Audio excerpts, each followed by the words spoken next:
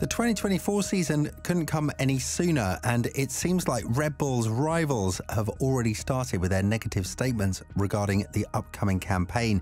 Although Ferrari promised to have a 95% different car compared to 2023, one that already found 0.7 seconds of performance, Sainz has delivered a heart-shattering statement regarding the upcoming season and whether or not his or any other team would be able to catch up to Verstappen.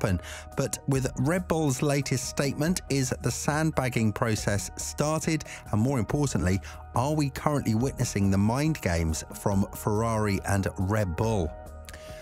It goes without saying that Red Bull had one of the most dominant showings in 2023, one that came as a surprise to them considering the fact that they had no idea their rivals would struggle as much as they did in the 2023 campaign. This forced Red Bull to be a bit at ease when it comes to developing their car in terms of whether or not they're going to push the limits of it, something they considered quite unnecessary given the fact that Verstappen won races with 20 to 30 seconds of advantage in front of the other drivers. But with the technical regulations remaining the same for 2 more years, it seems like the rest of the grid has understood what needs to be done in terms of remodeling their chassis and changing the bodywork of the cars in order to fight with the RB20. The Austrian team announced that they have already started to receive diminishing results from the 2024 car, but considering the fact that they are the first one to have worked on the upcoming Challenger starting in July in 2023, it's expected they would have taken the grid by storm yet again. And Carlos Sainz is the first one to have spoken about this issue, as the Spaniard feels like no matter how much the rest of the team try, they forget one very important factor, and that is the fact that Verstappen did not push the limits of the RB19 in 2023. The Dutchman didn't have any need to push the car to its absolute maximum, considering the advantage he had compared to the rest of the grid, winning races from various starting positions. And once the competition got a bit closer in the second half of the season, it became obvious that 2024 might provide a bit of interesting racing now that Red Bull might have reached the top of their development curve. When talking about this matter to a further extent, Sainz added, 2023 was a complicated season with a car that was better on Saturday in qualifying than on Sunday in the race. We went on track with hopes, but then came away with a lot of frustration.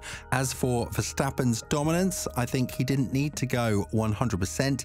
He only did it when he needed to, and that aspect is what scares me the most. Max has gone 100% when he has had to go 100%. There have been many races where he and Red Bull, looking at telemetry and analysis, were already 10 seconds ahead. They didn't need to take another 5 seconds off us, and maybe they kept it. Furthermore, it seems like Sainz's fears are quite justified because of the fact that Red Bull have stopped developing the RB19 once it became obvious they would be the champions in both categories, which happened during the summer break. Even with the upgrades that came from McLaren and Mercedes in certain races, Red Bull only lost 1 race in Singapore to Carlos Sainz, and the fact that the last race was won with such difference, 17 seconds to the second placed Leclerc, goes to show where they're going to start the next season from. Of course, there is always the benefit of the doubt, and this is something that Aston Martin were able to prove in the 2021-2022 winter period when they emerged as podium competitors all of a sudden from being a midfield team at its best days. And with McLaren, the F1 world was able to witness that if you got things wrong with the right iteration of the rules and the right upgrades, you can compete for race wins and podiums. You just need to push the development to a further extent, and so far it seems like they are the only team that Red Bull fears once everything restarts from ground zero on 29th of February. But according to Sainz, the work that Ferrari needs to do back in Maranello is that they need to gain a lot more performance than what they have seen, which might be the reason as to why the team is not satisfied with the latest gains made in the wind tunnel. Elaborating on this, Sainz added, "That is my theory, my opinion, and that is why I say to the team that we have to gain not 4 tenths but 6. because I'm sure they didn't need to give 100% in some races. You have to go with the mentality that maybe they didn't give 100% in the races where they had a big margin. Ferrari have proudly announced that they have found around 0.7 of a second in the winter period so far, which equals to around something more than 30 downforce points. But considering the fact that Wolff was optimistic about a 2.5 second upgrade on the W15, this might be very little to challenge Red Bull. And we must not forget the most important part. We are yet to see the RB20 on track and see what kind of monster the Austrian team has created. If we're to judge the proximate history of dominance, nothing much is poised to change until the 2026 season. But with the FIA's recent ban on the aero works on the 2026 cars, the teams have been more or less forced to work on their challenges in the current technical era in order to find more performance out of the car.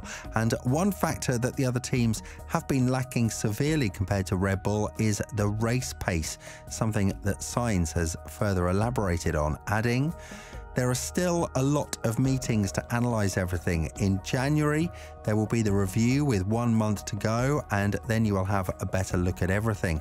Red Bull understands very well what the car has to have with this regulation.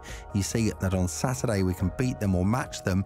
You see that you are not far away, but in the race, it's half a second per lap, half a minute in the race. It's deceptive. We have all learned that their great advantage is their versatility on Sunday. That's where I think we have to find the key. In June 2022, we thought we weren't that far away, as Mercedes thought, but 2023 showed us that we didn't take the right direction." Obviously, all of the teams are going to copy Red Bull to whatever extent it fits with their philosophy, and there have been reports that Ferrari are allegedly trying to copy the entire front wing of the RB19. The old saying goes, if you can't beat them, join them. And quite frankly, imitation is the most sincere form of flattery. So the other teams had to learn on the hard way that there is no direction they can go other than the one Red Bull has gone through in order to gain the gains that the team has made. Even with the upgrades that have come in the pipeline down in Maranello, it seems like the Italian squad is not satisfied with the job they've done, given the fact that they are yet to see what the rest of the grid has worked on. With McLaren and Aston Martin always lurking in the shadows, and with Mercedes being highly optimistic about the upcoming season, one couldn't help but wonder whether Ferrari will be able to keep up the step in the most competitive zone, as Gazzetta dello Sport suggests that the gains made in the simulator are nothing sensational, and the other teams have already made the same step as them, improved for at least half a second in performance. Carlos Sainz will have a lot of burden on his shoulders headed into the new season, as it seems like it will be the one he does not prefer to have, not knowing where he'll drive. Although reports say that he's very eager to continue the collaboration with Ferrari, the team has already made it clear that they will be working on Leclerc's extension first, one that could reach record numbers, and only then focus on Sainz, which could force the smooth operator to think in another direction if he wants to be the alpha male of a team. With this in mind, do you think that the 2024 season is one in which Red Bull will get challenged by the rest of the grid? And if yes, which team do you think has the highest potential to do so? Let us know in the comments below.